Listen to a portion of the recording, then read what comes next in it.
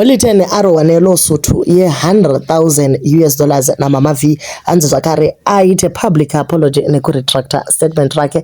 Taiti abva angoti aiwa Holly10 usakumbire regerero kumunhu wausina kutadzira, learn from me.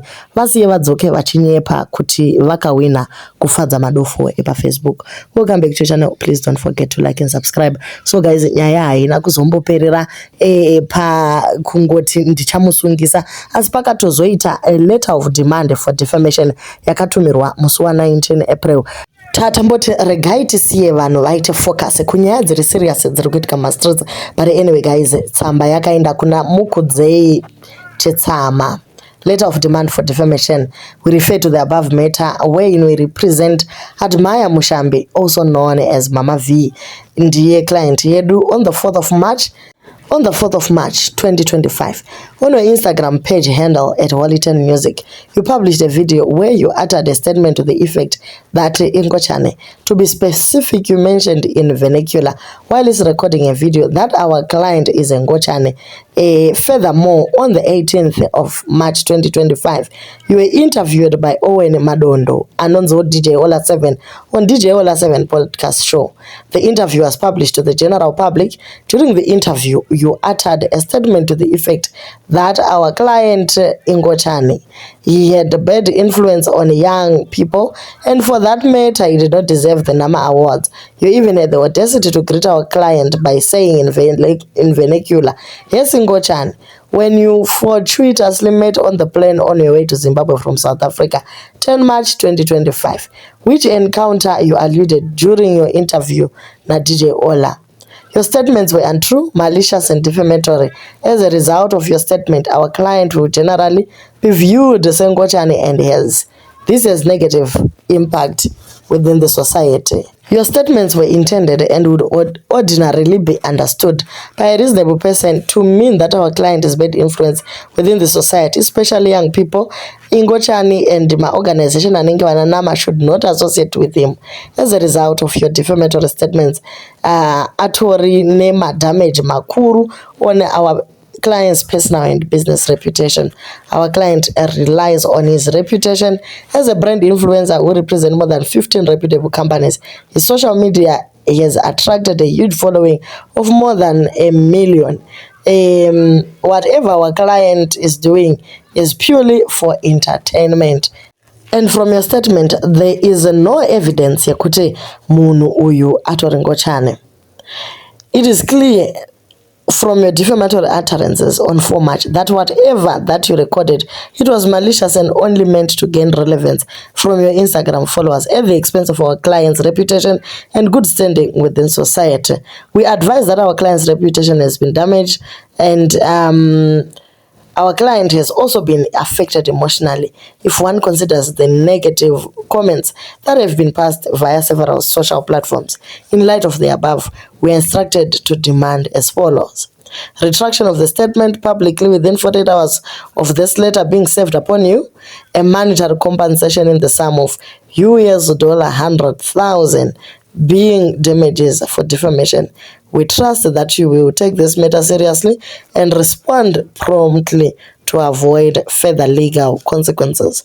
Yours faithfully, Sadowera Kuwana. So ndo tsamba yabva kuloya Mama V kukanzi, right guys, no one is above the law. Zimbabweans normalize defamation of character. Muchingoti zvine basa rehei content. One person should be made an example. So Mama V vatoona kuti aiwa regai tingo ratidza mukomana kuti mujaya chero kaita leader of truth and speaker of youth kana kuti whatever way zvaanozvitaura zvichiita atopara ngozi, ende ngozi inofanira kubhadharwa. Pana vauyawo mumacomments vakati aiwa sababa Rijo, you have started a good business rekutengesa rice rako. Since the business is new, it requires more attention than zvema court cases zvawada izvi. kutanga naye admire chireka kudaro. He might have crossed the line, but opening a case is a diversion to your new promising business. You wear dresses for fun and people receive it differently. Court appearances might be draining, sometimes even uri iwewe wakanganisirwa. I hope your attorneys did good research and have advised themselves accordingly. In my own view, I don't see any case of action. Those statements can be classified as fair comments. Remember, when you lose with cost. Chokwadi chinorwadza ka. Hey, because vanhu vagara vanongotaura zvavanoda kunzoko. So are you going to stop and be throwing stones at every barking dog? You should learn something from your friend Madam Boss. Tikatarisa zvaiitwa nevanhu, she didn't let that affect her or her career. She ignored all that. Hatina dera takambonzwa taenda kukote nekuti anzi hure ongomwa. Aita zvakanaka Mama V. Guys, we should not normalize bullying in the name of entertainment. The same people bashing you for being Mama V celebrated Vana Madiana na Big Mama, just to name a few. We need Nyasha as a nation. For now, just continue being you. Problem dey kuti my fellow Zimbabweans guys tine bitterness yakanyanya. Handizi kuti nyaya kunonga pisi imwe mundiro here kana kuti kutoshaya nyama totally. Because bitterness yacho kuti munhu akangoita chinhu chaangoita vanhu vanongouya pa post vototanga kutotuka. Zvichiitirweiko wedway. Taita bauya neyake advice akati akatomboifambawo road yamalawsuit iye paakaindiswa paya naMomboizi Munetsi ari kuti iye holy 10 chero zvikadii usakumbire regerero kumunhu wausina kutadzira. Learn from me. Vasiye vadzoke vachinyepa kuti vakawina kufadza madofo Facebook. According to nyaya yataiti haana kuzombogona kukumbira ruregerero zvachose kuna Momboizi, nyaya yacho yakatongopera yakadaro. So vari kuti iwo holy 10 ukangokumbira regerero unenge watoirasa. Zvakare mudiwa udu akatomboresponda recently akati aiwa mukomana uyu tichamusungisa holy 10 anyanyisa kuda kujairira vanhu. Iye murume waKimberley akabva angozonyora tsamba kuna mudiwa yaakaposta pawall pake achikumbira regerero akati aiwa ndiregerereiwo vedwe ndakamwa doro ndanga ndakaita rekuzvimbirwa naro rimwe richitoita kubuda nemunzeve kwakuri kungofarawo papodcast tichingotambawo nevamwe vana. Don't take that seriously. Nekuti mudiwa hanzi anosenga masocks ekushandisa pabonde pamwe chete nepfuti vanenge vanadzo kuchechi kwaHubert Angels ikoko vakanga vari vese zvakare vachiratidza holy 10 pfuti idzi nemasocks aya. So ndo paakataura zita ramudiwa. Mudiwa akati holy 10 hatigare patafura imwe chete, nhema dzauri kutaura idzi dzichakusiya muna taisireva.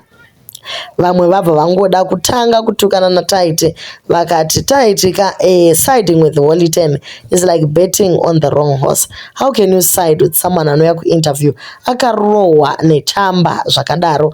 Tatelicious atsiura Mama V akati admire iwo unoziva kuti waiya mwana netsoka dzasewiki newo muchidanana isusu kusekuru redu rehongochani tinozviziva kuti newewo you are part of that.